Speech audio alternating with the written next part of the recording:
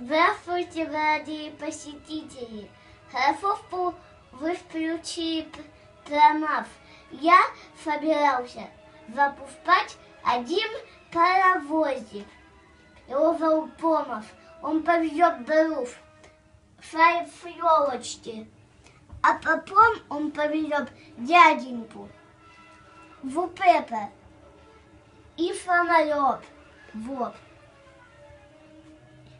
Дорогие, мы будем выключаться. Я не буду запускать паровозик. Я просто расскажу и все. Вот.